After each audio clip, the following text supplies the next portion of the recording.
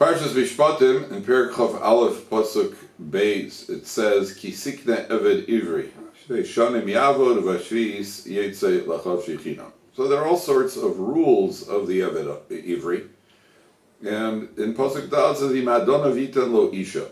One of the rather more difficult halachas to understand is that if an eved ivri comes to work, he's employed by a Jew who bought him, the master is allowed to give him a shifcha knainis, and then they live together, and he produces slaves, and the master then owns the slaves, and it's only permissible if he is a married eved. If he's single, he's not. The idea being that a single eved, a lot of people would be willing to buy. A married eved with his family, the master has to support. There's got to be some sort of incentive for the master. The incentive is he can give him the shifcha knainis, produce children, and the master owns the children. That becomes a financial incentive and makes it worthwhile to buy the eved and support him and his family.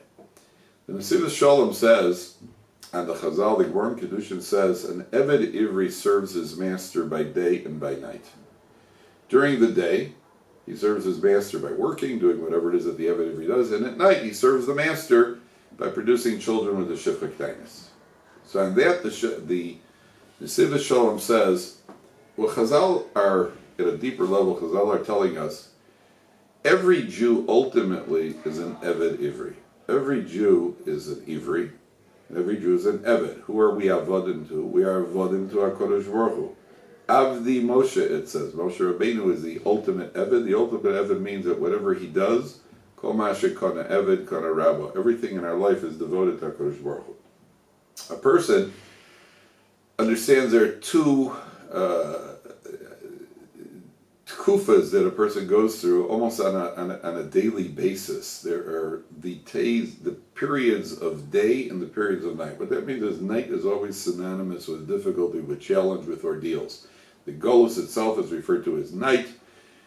Yaakov Avinu wrestles with the Malach through the night. Nighttime is always synonymous with things looking bleak, things looking difficult. A person may encounter difficulties in life. That's night. One of the poorest pieces of advices that are given. Almost everybody who gets married is given this advice, usually by a great aunt. There was always somebody who will say, you know what, never go to sleep angry. Make sure you work out all your problems. If you and your spouse have had a fight, work it out before you go to sleep at night. It's well-meaning, but a poor piece of advice. The best advice is if you're upset with each other, go to sleep. Work it out in the morning. At night, everything looks bleak. It's going to be a long, drawn-out fight at night. Go to sleep. Get a good night's sleep. In the morning, the light is shining. Everything looks better. And therefore, people are able to work out their differences without it being a slugfest and that runs deep for several hours at night. The night is gullus. An eved ivri, the true eved, is somebody who serves HaKadosh Baruch Hu during the day. That means when things are going well, when we're feeling well, when the finances are going well, it's easier to serve. I had a Rebbe once who said, anybody could learn when they feel like learning.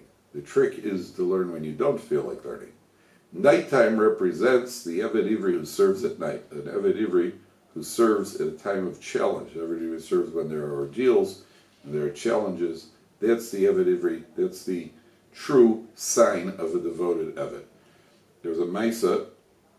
Couple got married, and shortly after the chasna, 3 months after the chasna, they were in a tragic car accident. The husband had his brainstem shattered.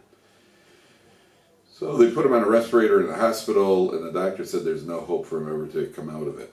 His wife would come every day. She'd sit with her husband. This dragged on for several months. To make a long story short, there was no improvement. It went on for a long time. She decided to make a life for herself. She went to medical school. And once a week, she would come in and sit with her husband for 10 minutes. She graduated medical school. So you can understand this went on for quite a while. She began medical practice. And then one day, she was sitting with her husband during this 10-minute, once a week period. She would just sit there. And due to her medical background, she noticed signs. She saw a sign of a heart attack. So she realized she has two choices. She could either do nothing, let him die, and be released from this Gehenna that she's been living in, or she could immediately push a button to call for help, apply CPR, and keep him alive. She jumped up immediately, pushed the button, kept him alive, And then she went to Rav Yitzchak Zilberstein Shlita and asked him, was she mechuyev to do that?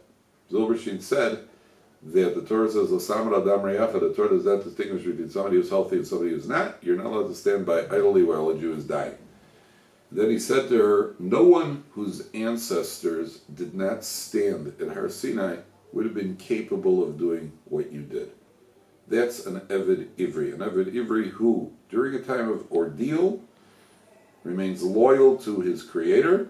That's the tafkid, and therefore we serve HaKadosh Baruch Hu both by day and by night.